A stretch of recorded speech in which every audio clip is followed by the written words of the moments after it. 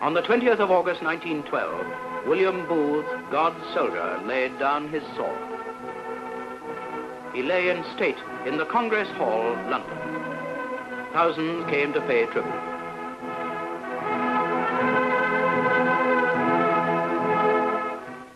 For the last time, he leaves the Army headquarters in Queen Victoria Street.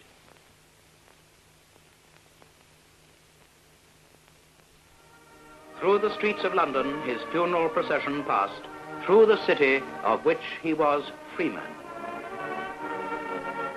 The flags of nations invaded by the army were carried proudly at the head of the column.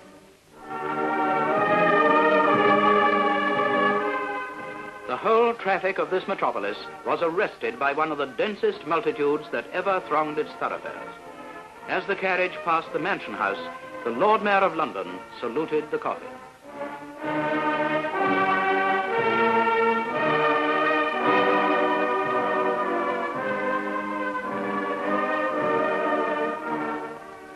10,000 men and women from the ranks of the Salvation Army, specially selected to represent their comrades, walked behind their promoted leader, who had taught them to give their lives ministering to the poorest, the lowliest, and the lost.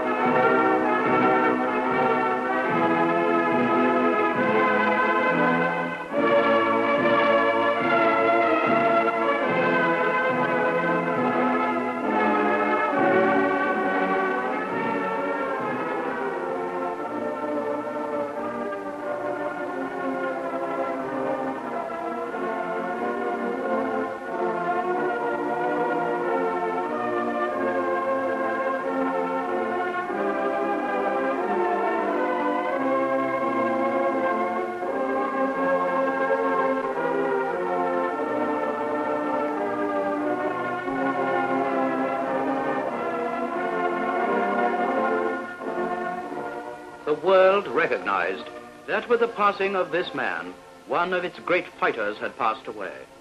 Messages of sympathy rained in from every quarter of the globe. Every newspaper of any consequence paid its tribute. No man ever finished his earth's battle with so universal a triumph.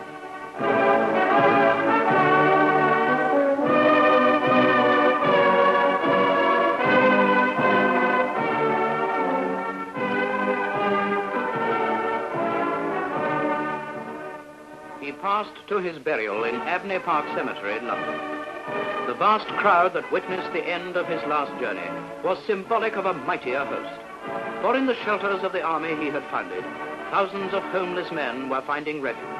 In his homes, thousands of women, saved from the uttermost ruin, were mourning his loss. In every continent, many there were, telling each other sorrowfully that the Father who had sought them out and rescued them had passed from the world.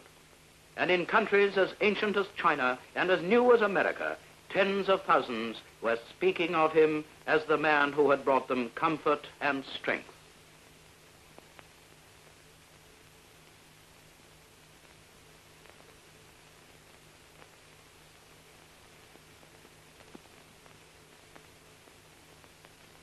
And so William Booth was laid to rest.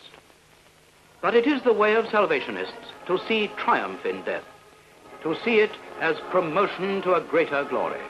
And so his son Bramwell turns to the great crowd and leads them in singing, "Servant of God, well done."